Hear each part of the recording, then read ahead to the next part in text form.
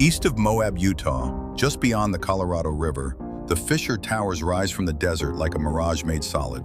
This is red rock country, remote, raw, and impossibly vertical. The towers themselves are built from mudstone and sandstone, soft and rust red, capped by flaky shale, and shaped by 230 million years of wind, rain, and gravity. Among these formations, one line draws the eye like no other, with its famous corkscrew summit.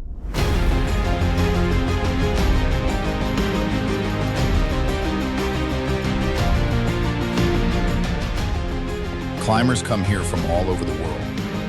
Brandon and Jamie Blankenagel started their day before 4 a.m. to get out to this remote trailhead in time to beat the sun.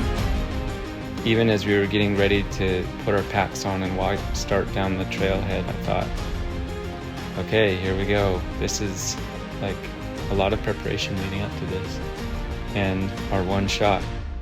The Stolen Chimney climb is rated 510, but the number only tells part of the story.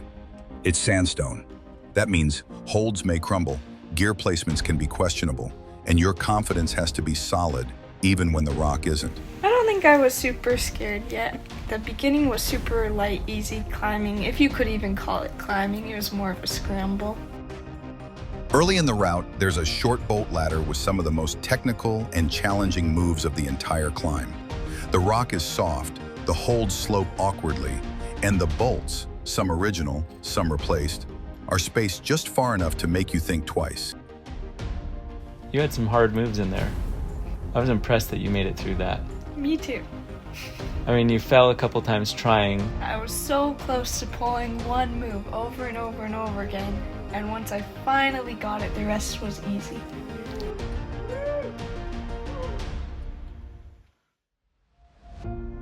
This is where the climb earns its respect, before the exposure, before the views. Here in the shadows, it's just body and stone. This is chimney climbing. The chimney pitch, at least, was, in my opinion, the funnest climbing of the whole route, often being able to take rest without hands. Chimney climbing is one of the oldest and strangest styles in the climbing world.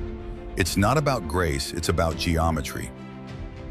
You wedge your back against one wall, your feet against the other, and you inch upward with a mixture of friction, force, and faith.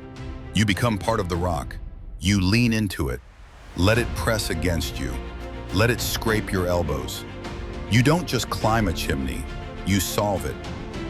Eventually couldn't see you at all. The only contact we had was radio contact. It felt safe the whole way up because you're in an enclosed area, except the moments when you had to reach around the edge of the chimney. If you fall at that point, they call it being spit out. There's no audience here, just a narrow hallway of prehistoric sand and a quiet kind of rhythm, moving inch by inch toward the sky. As the sun rises, so does the temperature. In the summertime, surface temperatures on Moab sandstone can reach 140 degrees Fahrenheit. Pitch 3 was A, not fun, and B, very hard. We already had been there for many, many hours. The sun was out on the rock. We knew it was only going to get hotter, and it was time to get to the business of climbing the peak. Rock climbing for me is hands-on. And there was no hands, like nothing I could touch. I've got 500 feet down on either side of me, and now I just have to walk forward. And it seems so simple, but as soon as I took my first step toward the narrow part of the sidewalk, my foot kind of rolled over a little bump, and my brain just shut down. And I sat down on my butt, and I scooted my butt down the sidewalk, a couple scoots at a time, no shame. And it was scary as can be. One of my favorite moves was the beached whale move. Basically, you had to belly flop onto what they call the diving board, and it looks so ridiculous. But as soon as I could reach up and touch the rock above me, all the nerves went away. I was back to rock climbing. The final 30 feet twist rightward in a spiral, narrowing with each move, twisting like a licked ice cream cone until it narrows into an uneven summit the size of a pizza box. The next moves were kind of bouncy though, because even though I'm clipped in, a fall could be dangerous. just 2 days before we climbed this route, I was still learning to trust the gear enough to just hang on it if I had to. And that's kind of a skill you only get by doing it. Those next few moves probably felt the most exposed. There's not much holding you on, but just a bit of friction. That was a little sketchy for me. Climbing up to the top was fairly straightforward, if not a little bit scary, because you're stepping onto a block that's sort of slanted, it's not flat on top, and then the idea of standing up seems so ridiculous. But you can't not. You have to stand up. So I did my best Hamilton pose and called it good.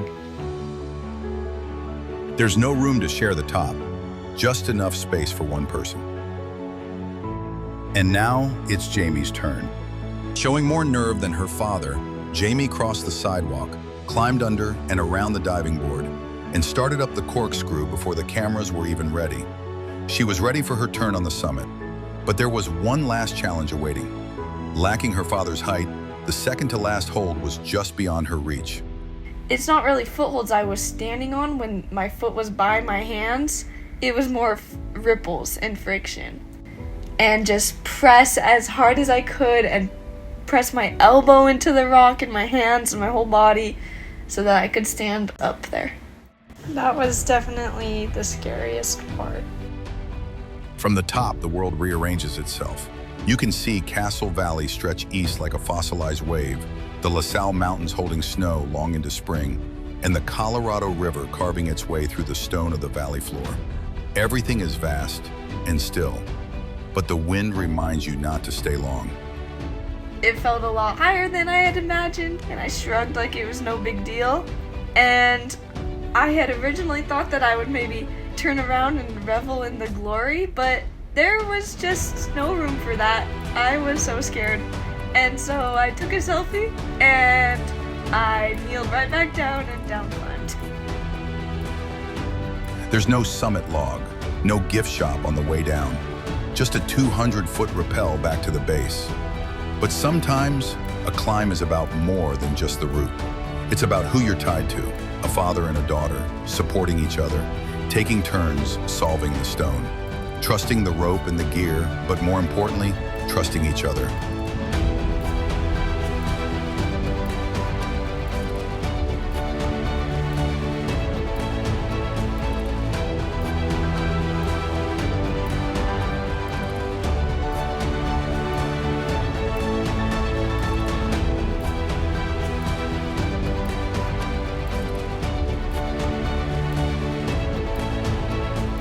The corkscrew of ancient art will one day crumble, but for those few who have stood atop it, the memory will last forever.